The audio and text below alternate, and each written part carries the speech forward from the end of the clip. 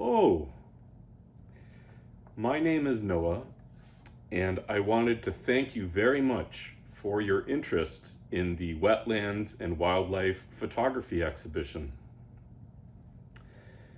A Contact Photography Festival and Doors Open Toronto show, Wetlands and Wildlife is available to be seen from May 13th to May 24th, 2026 at Gallery 1313 Queen Street West in Toronto.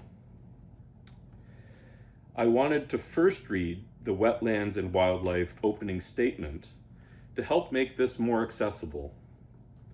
Then I will provide more current and personal narratives. Ontario's wetlands are beautiful, but they are in trouble. Healthy wetlands safely hold on to carbon and emissions instead of those being released into the atmosphere, where they contribute to weather disturbances, including higher UV, droughts, fires, and storms. In wetlands, these sequestered compounds help surrounding vegetation grow and can be naturally stored there for hundreds of years. When wetlands are disturbed or destroyed, these compounds are released and pollute watersheds as well as contribute to more severe weather.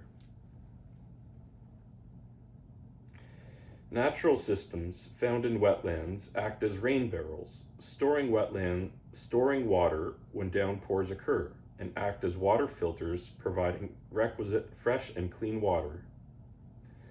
Wetlands are sanctuaries and habitat for many fish, waterfowl, shorebird, songbird, bee, butterfly, mammal, and plant species, and provide historically and culturally important food sources, including rice, fish, and geese. As of the early 2020s, southern Ontario had already lost more than 70% of its naturally occurring wetland areas, and as a result of recent environmental deregulation of the mid-2020s, Ontario is rapidly losing more wetland, forest, and grassland coverage. With quickly worsening weather and biodiversity loss crises, realistically, Ontario cannot afford to lose much more of these integral components.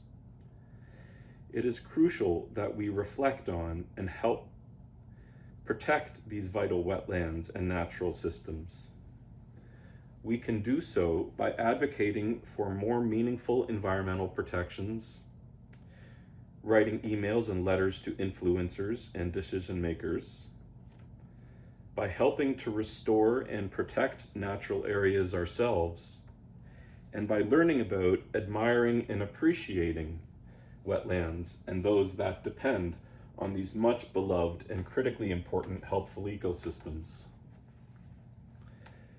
To shine a light on current activities that bear treacherous results for wetlands and trouble for the future of Ontario, the Highway 413 and Bradford Bypass projects in Ontario, if developed, will yield disastrous consequences for wetlands and for the integrity of natural systems that people in this province keenly depend on. In addition, the Ring of Fire mega mining projects will significantly damage and pollute highly sensitive permafrost areas, will release greenhouse compounds and greatly disturb northern species at risk habitat in the far north. In Ontario, natural systems have been exploited and overloaded, and our governments do not take accountability for the damages that they create and permit. I was going to speak more seriously about the impacts, but here's some stand-up style environmental comedy. Too cold, global warming, and serious threats of climate change can't be real, right? Like the popular belief goes, I'm sure we can all adapt to the increasingly extreme heat by charging more solar panels on top of the fields of wind turbines. More floods? We'll build dams to harness those and charge fees for the use of waterways. Severe wildfires and forest fires, we'll just make them generate energy with networks of drones we fly above them. Through local efforts, we can also help enhance the fortitude of natural systems.